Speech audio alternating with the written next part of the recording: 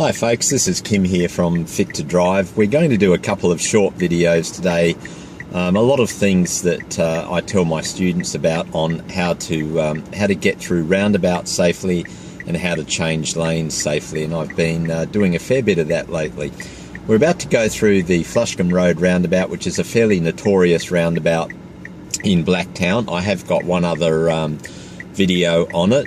What I'm going to do this time is just explain to you how you can get through the larger roundabouts safely. Unfortunately, we can't sit at the entrance of the roundabout forever and just wait for the traffic to disappear. With this particular roundabout, that rarely happens. So what we're going to do is to go through the Flushcombe Road roundabout. I'm going to describe what I look for in going through any roundabouts, why you need to take a little bit of extra care, because roundabouts and intersections are two places where accidents occur a little bit more frequently. So we're going to do the leaving the curb manoeuvre. Don't forget, it's 5 seconds indicator down on leaving the curb. Make sure that you look all around you. One final look over your right shoulder and we will merge into the traffic.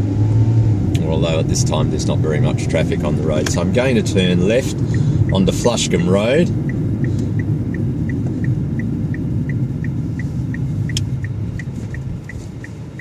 Coming up, it's clear, and now we're approaching the Flushcombe Road roundabout. What I'll be looking for as I get closer is oncoming traffic with their right-hand indicators on. I'll be making sure that it's clear from the right, and as I go through, I'll do a left-hand head check. With this roundabout, as I described in my last video, you cannot queue across the 3 white lines on the road. You must come right up to the broken line if there is room here for 2 cars. Now, the rule with the roundabout is, and now we are clear from the right. As I'm going through on the inside lane, I do a left-hand blind spot check and I indicate left. The rule with the roundabout, folks, is whoever is actually in the roundabout has the right of way. So just remember that. Whoever is actually in the roundabout has the right of way. As we go through, we make sure that we turn our heads to the left to make sure that we don't get cut off.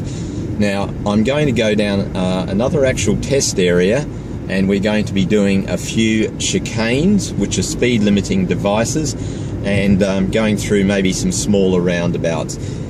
Unfortunately, in your test, if you touch a speed limiting device, which is known as a chicane, or you touch a roundabout as you go around it, it is known as an instant fail item. So we're going to be going down the street, and I'll be showing you how to get through the smaller roundabouts without having any mishaps. And just put this on pause for a moment.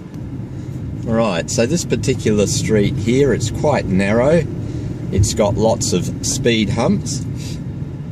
If you come to one of the speed humps with the white markings just at the beginning, it is not a pedestrian crossing, it is a speed hump, and it's designed to slow you down. And we're going to go down a little bit further. And again, as you can see, it's a very narrow street here, so I'm trying to stay to the left as much as I can. Now, this particular crossing here is an actual pedestrian crossing as well as being a speed hump, and it has got the white zebra markings all the way across it. So just remember, the speed humps with the white markings just at the beginning and over the other side are not pedestrian crossings. The speed humps that have the zebra markings from top to bottom, they are actual pedestrian crossings. And 25 is a good speed limit to go over here. As we go down, we're coming to a particular corner here. Although it's a give way sign as indicated by the red triangle with the white in it, I actually bring the car to a full stop here. It's a blind corner, and I want to make sure that I can see clearly. Now I'm fine to go ahead. Now this is a sharp right hand turn here. The tendency is to stay a little bit too close to the lines. We don't. We go over to the left, and one of the few times that I am allowed to go across double white lines is to avoid a hazard. So I just flick my indicator on right, and flick it back left if I'm crossing over those double white lines, which is permitted. Right hand blind spot check. And again, as we're going around here, I'm following the road around. There's no need to indicate here, it's a continuing road. And now we have